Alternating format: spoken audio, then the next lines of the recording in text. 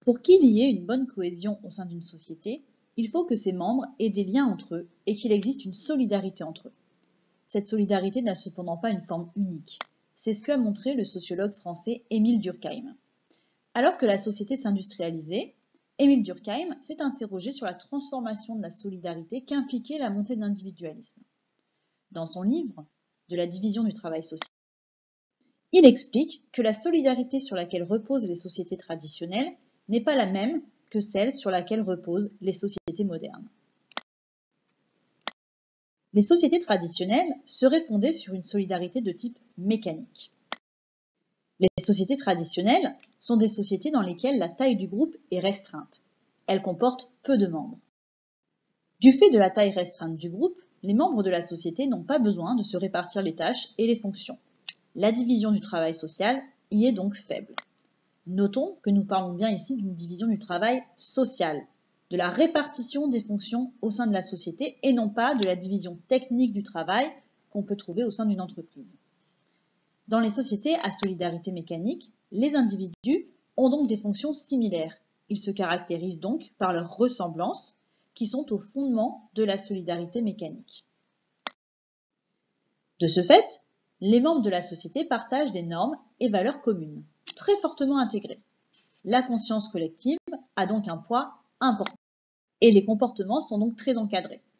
Toute transgression à la norme sera dès lors très sévèrement sanctionnée par un droit répressif, punitif.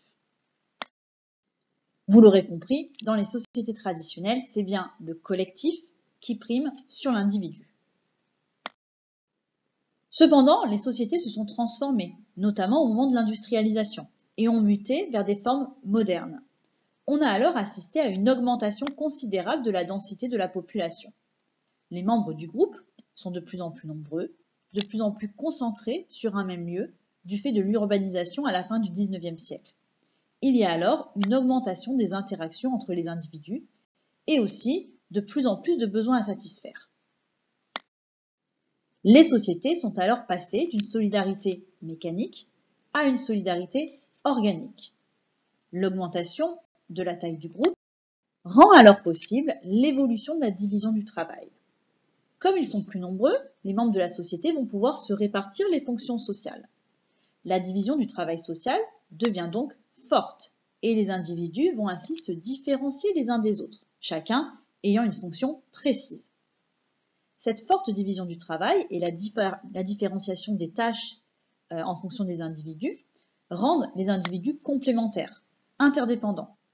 Ceci est caractéristique des sociétés à solidarité organique. La cohésion dans une société à solidarité organique repose sur les différences entre les individus.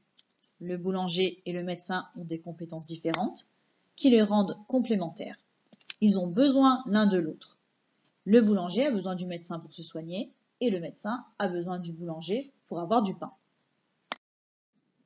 Les sociétés à solidarité organique voient donc le poids de la conscience collective s'affaiblir. Les individus étant différents, ayant des fonctions différentes, vont adopter des normes, des croyances, des valeurs qui peuvent être différentes. Le droit évolue également et devient plus restitutif. La multiplication des échanges augmente les conflits entre les individus, qui sont en plus différents.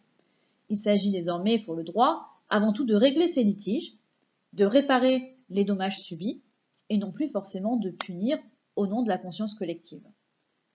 Le droit commercial a cette fonction et permet de régler les litiges nés des opérations commerciales entre les entreprises.